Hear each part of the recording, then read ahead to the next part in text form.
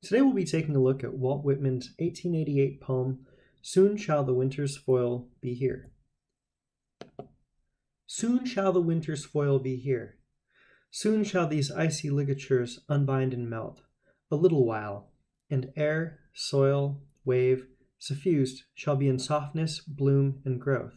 1,000 forms shall rise from these dead clods and chills as from low burial graves. Thine eyes, ears, all thy best attributes, all that takes cognizance of natural beauty, shall wake and fill.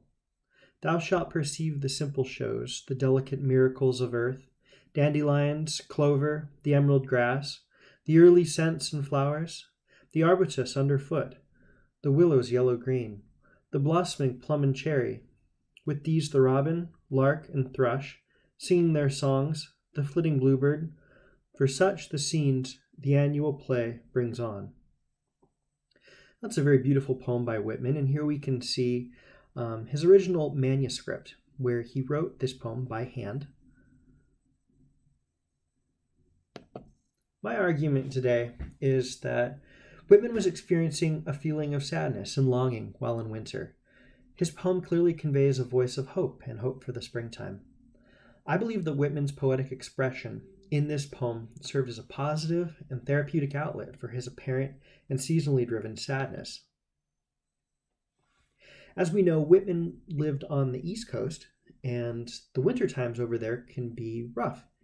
It's rather cold, and the snow can be difficult to deal with, and sometimes, for some people, the absence of sun can be particularly troubling.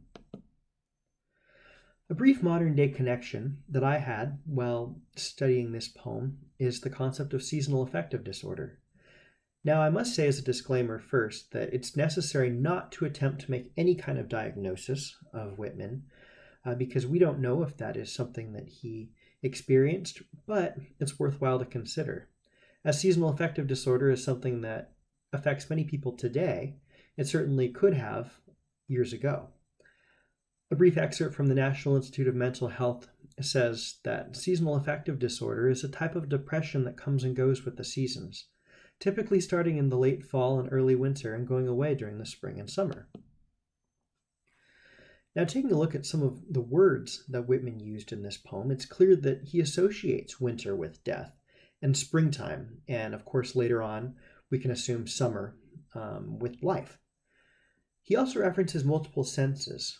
We know by reading some of Whitman's other poems that he has a fascination with the human body, and him interjecting components about the eyes and the ears and the nose bringing about scent, the scent that comes with springtime, shows that he really favors springtime, and it's propelling him and driving him forward through this dark and dismal winter.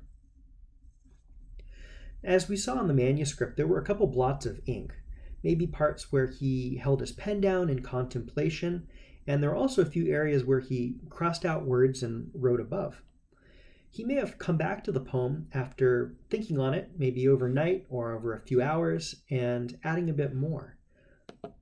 We can see here on the manuscript there are certain parts that looks like right there he entirely crossed out a word, and other spots where the ink is blotted, maybe he just held the pen down.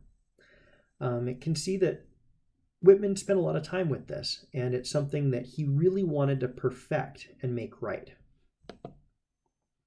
A few other observations I had while reading this beautiful poem is that Whitman steadily conveys a sense of confidence in his writing. He shows confidence in this poem through the fact that, yes, he is experiencing this sadness in wintertime, but he is confident that springtime is just around the corner. He begins each of his lines in this poem in a regal way. So just the way he starts each letter on the manuscript shows that he is gearing up to say something important that he believes is valuable and wants to share with others. There's also repetition of the word soon. As we can see in the title, soon, the winter's foil shall be here, and it just conveys a sense of hope that springtime is soon around the corner.